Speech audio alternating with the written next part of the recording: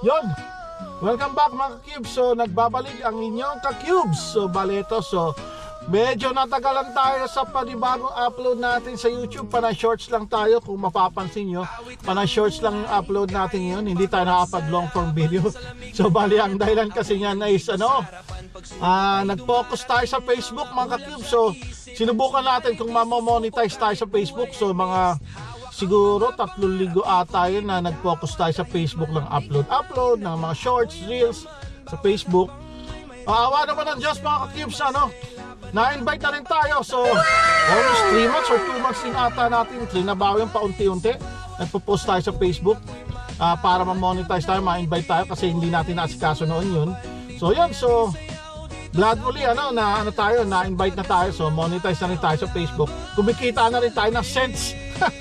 So makakalain na ibang tao dyan kasi porque monetize na tayo sa Facebook or sa YouTube ang laki lang ng kinikita natin. So hindi po, bali na lang po yun. So dagdag income lang kung meron man. So di thank you, diba? So nasa sa inyo pa rin po yan sa mga susuporta sa mga video namin yung kikitain namin. So ako naman po, ang purpose ko lang naman po talaga dyan sa YouTube tsaka tsaka sa Facebook is yung para yung sa mga expenses natin. So pwede po natin i-claim yan. So isa po yan sa dahilan is yung nakiklaim ko po yung mga nagagastos, yung mga gadgets, mga basta business po yan, business po itong YouTube tsaka Facebook natin. So basta kumikita ka, kailangan i-file mo yan. So kung ano man yung gastos mo na ginamit mo dyan sa pag-Facebook or pag-YouTube, pwede natin i-claim yan sa sa taxes natin. So dagdag po yan sa sa lesson ng pagbabayad ng tax natin. So yan po pinaka main purpose natin.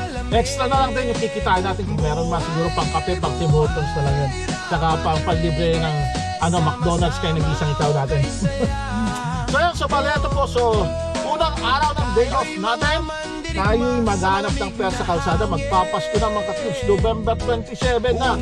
Ilang araw na lang magpapasko na, kaya kailangan natin rumakit ngayon. Nararakit tayo, pero kanina mga almost half day na rin tayo nagpapahinga sa bahay. So nagpaalam na ako yung nag-iisang ito kanina.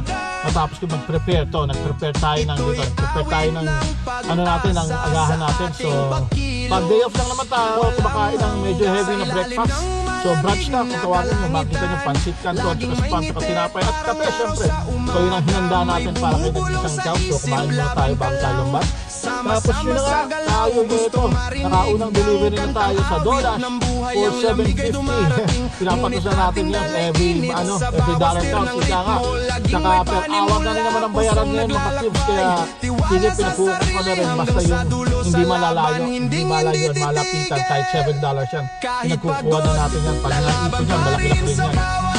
So yun sa baleto, waiting game tayo ulit, itay tayo, update ko na kayo mamaya ulit mga cubes. So wag po natin kalimutan nga pala, i-like na rin po yun sa Facebook natin.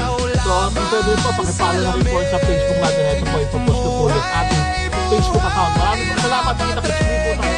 Ito po, pwede na ang gabi. So hindi na muna tayo, so chill lang ngayon tayo sa araw na to. So marami lang tayo. Update ko lang kayo, so bukas ulit tayo na bawi. So ako'y laging nandito, pagod man ay pagod, buhay ay patuloy nang dahil sa liwanag ng mga dito lang naman tayo sa tapat ng building. Lang tayo, naka $60 na tayo ng araw, masipil lang. Hindi tayo humatawa yung araw na to, so bali yung magagandang order lang sinuwa natin, bakit babalang tayo sa bahay. So yun, so mga ka-cubes, so pakisunin po tayo. So pwede nyo rin po ako i-follow sa Facebook